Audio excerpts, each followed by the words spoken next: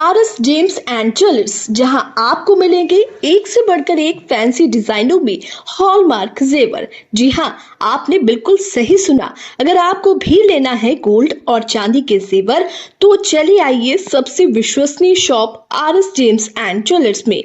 हमारा पता है लाल पैलेस स्टेशन रोड, सिवान।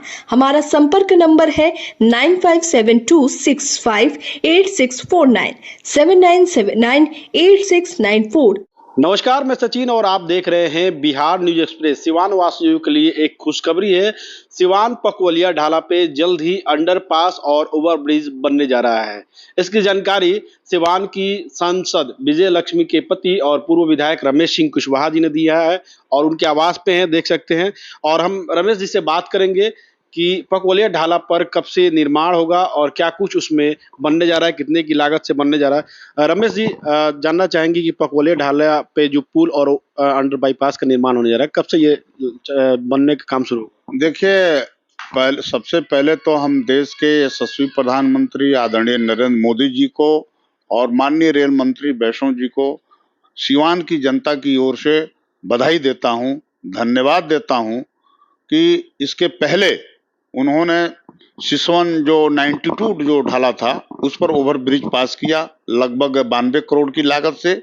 और आज ही हमें रेल मंत्रालय से सूचना आई है और उसका लिंक भी लोगों ने हमें भेजा है कि 101 करोड़ की लागत से आपको 93 पर, जो पकौलिया ढाला के नाम से जाना जाता है, उस पर 4 लेन ओवरब्रिज बनने जा रहा है और एक अंडरपास भी बनने जा रहा है जिसकी लागत जो है 6 करोड़ 12 लाख की है। तो मुझे बेहद खुशी हुई कि अब सिवान का जो दक्षिणी इलाका है, उत्तरी इलाके में आने पर अब कहीं कोई बाधा, क्योंकि पहले से आंध्र ढाले पर ओवरब्रिज है ही, उधर सिसवन ओवरब्रिज बन ही रहा है, काम शुरू हो गया है और इसको बन जाने से अब कहीं कोई किसी को परेशानी नहीं होगी। जहां तक काम की बात है तो देखिए, आज रेल मंत्रालय से, कैबिनेट से और रेल बोर्ड से इसकी प्रशासनिक स्वीकृति मिली है, जिसकी सूचना माननीय सांसद विजय लक्ष्मी देवी जी को दी गई है। अब इसकी टेंडर की प्रक्रिया होना है। टेंडर की प्रक्रिया होने के बाद इसमें 5-6 महीना और समय लगेगा। जब टेंडर हो जाएगा तो फिर मुझे उम्मीद है कि काम आपको अगले साल 2026 में इसमें भी काम शुरू हो। टोटल कितने की लागत से बनने जा रहा है? 101 करोड़ 25 लाख की लागत से बनने जा रहा है और 6 करोड़ 12 लाख की लागत से अंडरपास बनने जा रहा है। सिसवन ढाला की बात की, आपने कहा कि हमने सिसवन ढाला ओवरब्रिज बनाया क्योंकि आपने चुनाव में ये वादा किया था, लेकिन सिसवन ढाला ओवरब्रिज बनाने का क्रेडिट लेने का होड़ मचा हुआ था। कई दिग्गज नेता जो सिवान के हैं, पूर्व सांसद हैं, पूर्व वर्तमान विधायक है, कई लोग इसको होड़ लेने के लिए, क्रेडिट का होड़ लेने के लिए मचा हुआ था कि हमने बनवाया। तो वैसे ही पकवलिया ढाला का भी क्रेडिट लेने के लिए होड़ मचेगा। वो कहिए ना, कोई इंजीनियरिंग कॉलेज के लिए भी क्रेडिट ले लें, महरवा मेडिकल कॉलेज के लिए भी क्रेडिट लें। क्रेडिट लेने के लिए कोई रोकता थोड़े है। अपने मुंह से मिट्ठू बनने से कोई फायदा नहीं है। सिवान की जनता जानती है किनके कार्यकाल में सिवान का विकास हुआ और 15-20 वर्षों से माननीय नीतीश जी के हाथों में बिहार की सत्ता है। आपने देखा एक एक काम माननीय नीतीश जी ने किया और 11 वर्षों से आदरणीय मोदी जी के हाथों में भी केंद्र की सत्ता है। इस कार्यकाल में सिवान का चौमुखी विकास हुआ है। इंजीनियरिंग कॉलेज बने, मेडिकल कॉलेज बने, गांव-गांव तक सड़कें गई, हर घर तक बिजली पहुंची और जो भी आप देख रहे हैं, अब तो राम जानकी पथ भी बनने जा रहा है, उसका भी टेंडर सब कुछ हो गया।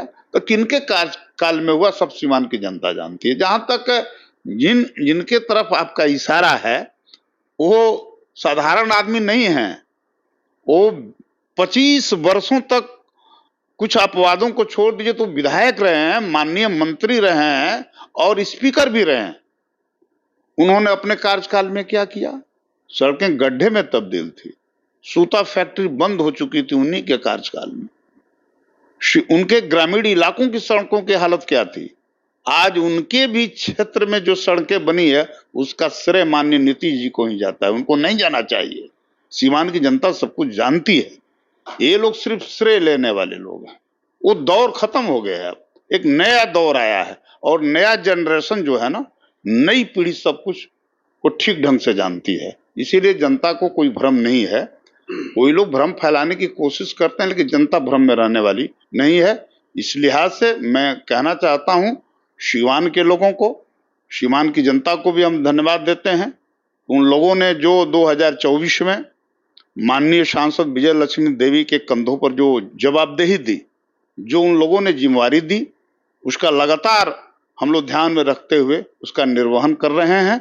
और आज इस अवसर पर हम देश के यशस्वी प्रधानमंत्री और माननीय रेल मंत्री जी को, जिन्होंने 93 पकोलिया में ओवरब्रिज पास हुआ और कैबिनेट से, रेल मंत्रालय से, रेलवे बोर्ड से, और उसकी सूचना आई अभी फोन पे, मैं उन लोगों को बधाई देता हूं, धन्यवाद देता हूं। एक और सिवान की सबसे गंभीर समस्या है, जब भी अखाड़ा निकलता है, जुलूस निकलता है, 8 से 10 घंटे बिजली कट जाती है।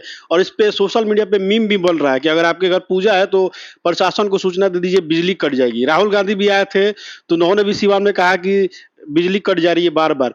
तो इस पे क्या कहेंगे, क्योंकि लोगों को बहुत समस्याएं हो रही हैं। देखिए, सुरक्षा के दृष्टिकोण से उठाया गया यह प्रशासनिक कदम है।